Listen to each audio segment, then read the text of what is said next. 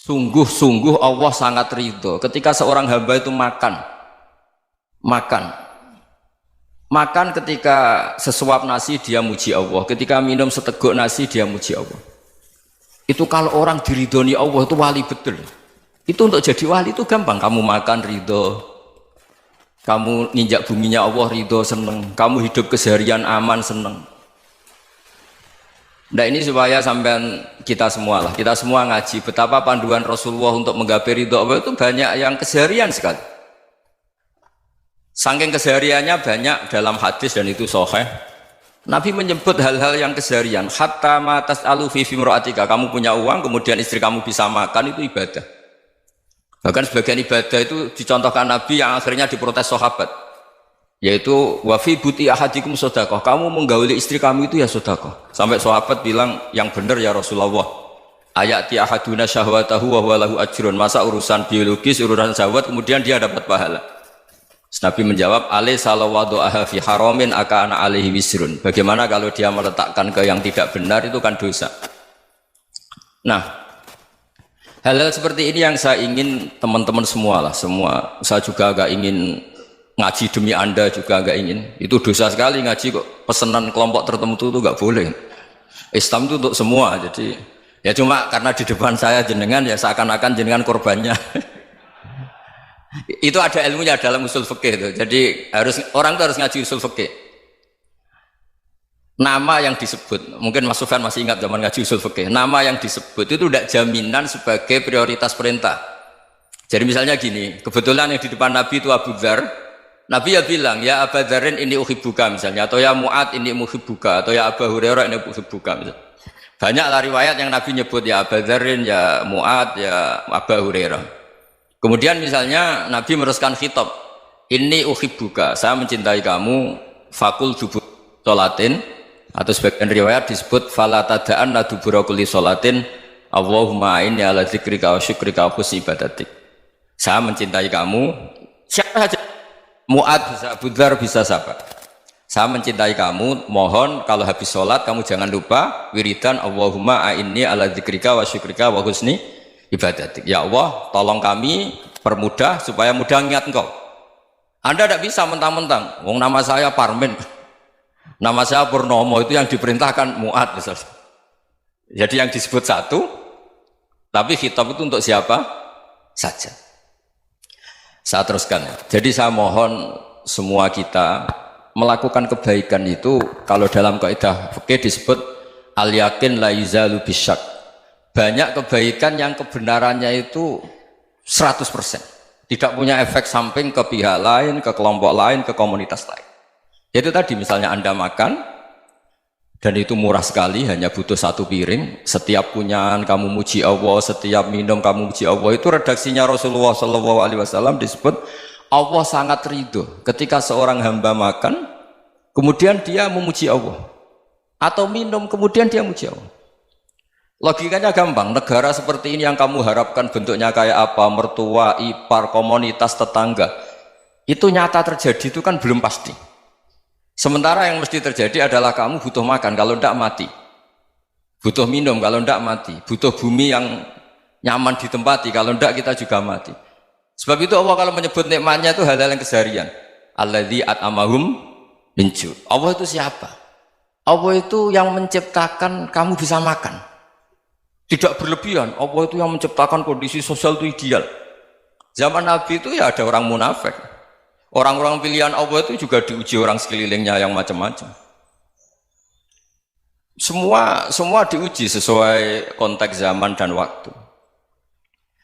Nah, tapi ada ibadah-ibadah yang selalu disarankan Nabi. Sampai Nabi itu pernah ditanya, ayul islami khairun ya Rasulullah, Islam terbaik itu gimana? Jawaban Nabi itu unik. It'amut to'am, Islam terbaik itu ya makan-makan, jangan santai-santai. Ketika Allah menyebut beberapa kebaikan, falak tahamal akobah, wa ma adrokan apa? Mal akobah. Terusannya apa? Fakku rokobah. Terusannya apa? Au it'amun fiyaumin di masubaya. Atau acara makan-makan itu juga Islam. Kenapa? Ya bayangkan kalau tidak ada makanan, kita mati kan? Kondisi sosial tidak ideal itu Anda masih gak apa-apa, tapi kalau Anda tidak makan, Anda tidak minum, Kamu punya istri cerewet masih bisa hidup, punya mertua cerewet masih bisa hidup. Tapi kalau tidak makan bisa mati. Berarti penting mana istri sama makan? Penting mana? Makan. Semoga istri Anda dengar. Nanti kamu disuruh makan tapi pulang deh. Itu kalau dibahasakan makan masih memahami. Penting mana nasi satu piring dengan istri? Nggak ada nasi mati, nggak ada istri belum mati. Penting mana? Gak berani jawab kan? Nah, ternyata Anda ada garang kan di depan istri. Jadi saya mohonlah, mungkin Mas Sufyan Sauri tadi yang bisa bantulah. Teman-teman tuh ngaji yang keseharian saja. Karena kita nyari ridha Allah itu berdasar firman Allah. Dan firman Allah itu menyebut keseharian tuh riang, gampang. Yaitu tadi misalnya wa min ayatihi manamukum bil laili wan nahar. Termasuk ayat-ayat Allah itu kamu tidur. Maka dulu itu ada guyonan, ada tokoh Mu'tazilah, kelompok dalam Islam yang berpikir manusia itu bisa menentukan ikhtiarnya sendiri. Karena saya bisa duduk, ingin duduk, ingin berdiri, berdiri. Karena kelompok ini nggak terima kalau semua kehendak Allah, nanti bagaimana kalau semua kehendak Allah kok ada hisab ya, ada sanksi. Lucunya itu dia akhirnya, ini cerita ya, mencintai seorang perempuan, cantik sekali. Dan itu dia menjadi ahli sunnah itu oleh hal-hal yang sepele.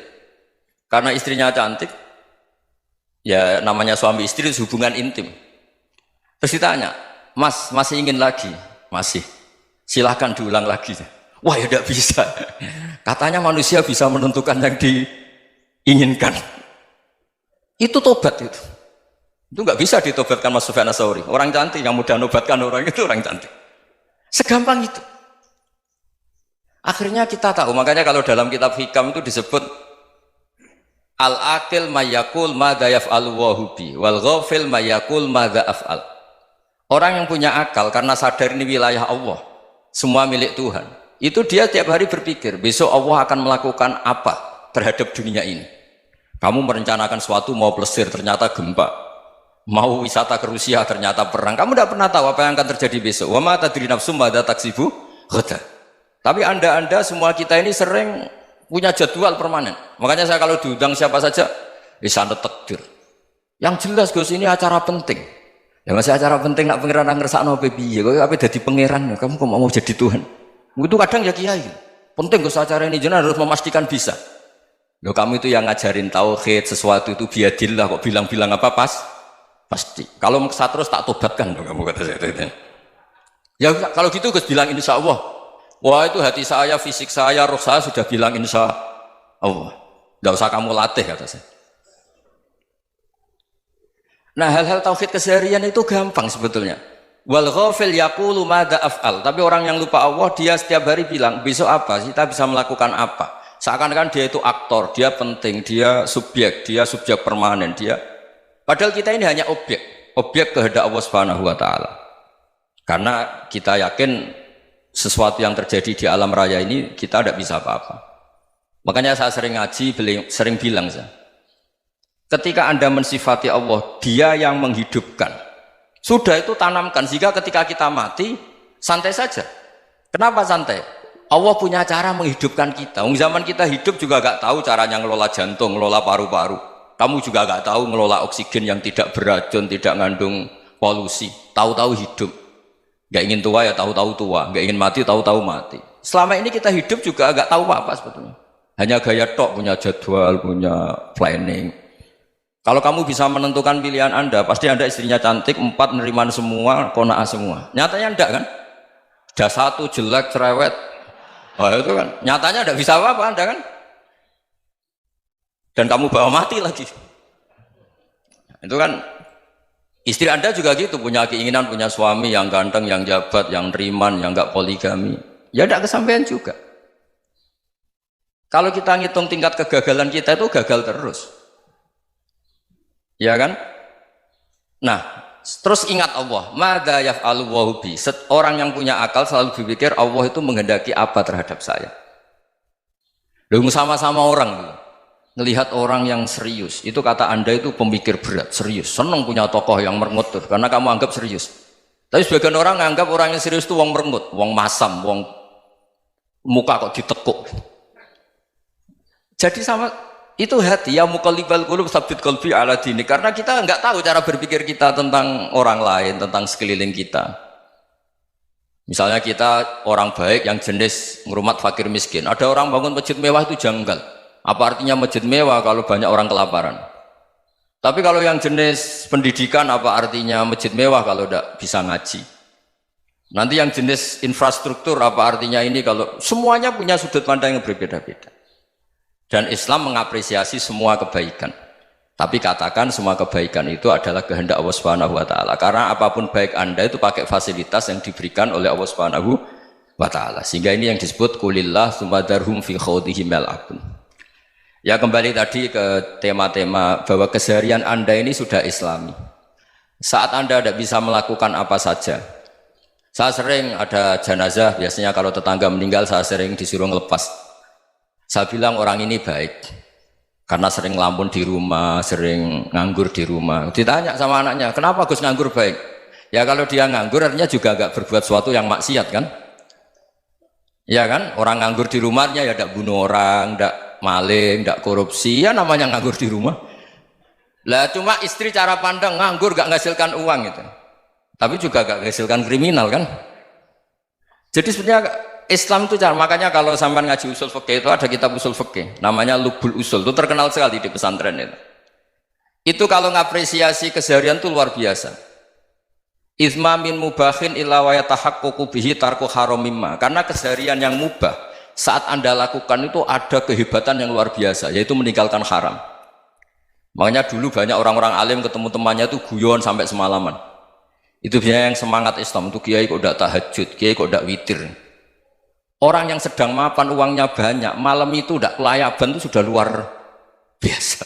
Melawan nafsu supaya tidak maksiat itu sudah luar biasa. Supaya lupa guyon sama temannya semalaman sampai subuh. Gejolak-gejolokan kenang zaman miskin, zaman kuliah nggak jelas, zaman apa.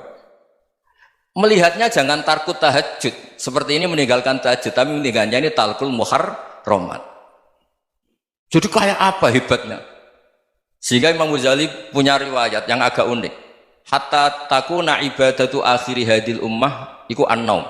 Sehingga suatu saat ibadah terbaik umat ini itu tidur. Itu kan riwayat kontroversi. Ketika Imam Ghazali tanya, kenapa iya? Kenapa kamu mulai keluar dari rumah itu sudah banyak maksiat? Melihat perempuan yang enggak mahram, melihat fenomena. Tapi kalau kamu tidur itu enggak melihat apa-apa. Tapi juga kamu jangan nganggap tidur itu ibadah betul. Saatnya melakukan fardu ain malah masih tidur. Tapi itu sudut pandang yang menjadikan kita Islam itu gampang. Jadi saat Anda tidak bisa aktivitas apa-apa, misalnya ada beberapa orang yang lumpuh. Lumpuh itu memang nggak bisa Jumatan, nggak bisa ibadah, tapi dia juga nggak bisa maksiat. Tidur itu memang Anda saat itu tidak bisa tahajud, tidak bisa witir, tapi saat itu ada zina, ada maling, tidak gosipkan orang, tidak bully orang, tidak menanamkan kebencian, tidak hasud. Sehingga tidur menurut Allah Ta'ala wa min ayatihi manamukum billaili apa? Wan-nahar. Karena di tidur itu selain ada unsur istirahat, jaga kestamina, juga ada unsur meninggalkan beberapa keburukan. Nah saya mohon ibadah yang keseharian ini kita jaga. Supaya kita semua baca ayat itu fasih. Fasih itu tertanam di hati. Allah itu siapa? Alladzi at'amahum min ju'i wa amanahum min khawf. Dan Allah kalau cerita di Quran itu anna sababnal ma'a sabba thumma syaqaqnal ardha wa syaqqa fa ambatna fiha habba wa inaba wa qadba wa zaituna wa nakhla wa hadaika hulba. Kamu tahu saya ini siapa, kata Allah? Saya ini adalah Tuhan yang menurunkan air, kemudian ada tanaman banyak, habba wa inaba wa qadba, ada zaitun, ada tin, kalau orang Jawa mungkin ada tela, ada padi, ada mangga, ada pisang. Sudah. Wa inaba wa zaituna wa nakhla wa hadaika hulba, ada perkebunan yang lebat. Tujuannya apa? Mata Allahkum, silahkan kamu pakai, kamu nikmati. Tapi karena kadang kita ini punya ide-ide besar. Tadi untuk syukur saja nunggu punya istri riman, rumah baik, tetangga baik, komunitas baik, semuanya baik baru syukur. Lama-lama nanti ada di surga, syukurnya nunggu surga paling kelas A. Itu sudah ada yang menghuni Rasulullah, kamu nggak boleh di situ. Masa untuk syukur saja? Repotnya Masya Allah. Jadi mohonlah Quran yang kalau Anda hafalkan juz sama itu kan ada ayat-ayat yang kayak tadi. Ya, fal yanzuril insanu ila ta'ami. Coba lihat Apa yang kamu makan ya? Dari mana? Dan untuk mempertahankan hidup kamu keseharian. Jadi jangan kira ibadah itu harus membentuk komunitas yang versi Anda. Ibadah itu harus yang hal yang mulu-mulu. Kesehariannya Anda alami. Loh ini saya tidak bikin-bikin. Saya ngaji bukan karena berdasar pesanan. Itu ayat yang saya baca kan betul ada ayatnya kan. Fal yang dzuril insanu ila ta'ami anna sababnal ma'a sabba thumma shaqqaqnal arda shaqqa fa ambasna fiha habba wa inaba wa qadba wa zaituna wa nakhla wa hadaiqa ghulba. Terusannya apa? Mata'al lakum, silakan kamu nikmati. Mata itu silakan kamu nikmati. Ya kayak sampean dikasih hidangan ya makan. Ya sudah makan, habis makan ya minum, habis itu ngantuk ya tidur. Ya sudah normal-normal saja. Kayak apa indahnya Islam. Tapi Anda mencari Islam yang gimana lagi? Nah itu yang diajarkan guru-guru kita, diajarkan sanad kita sampai Wali Songo, sampai Rasulullah SAW. Bahwa pada akhirnya ada jihad, ada perang. Itu dulu memang perang, bukan membunuh, beda. Dulu kita dijajah Belanda ya perang, dan itu normal karena kita dijajah. Jadi ketika orang lain ingin baik sama kita, wa in ahadum minal musyrikin astajaroka ya fajirhu hatta yasma'a kalam Allah. Kalau mereka ingin baik ya kita baik. Makanya ada istilah musta'man, mu'ahad. Kalau mereka ingin damai, berdampingan dengan kemajmukan ya itu yang lebih baik. Karena memang Islam menghormati proses perdamaian. Wa in janahu lis-salmi ya fajnah lah. Kalau ingin damai ya kita harus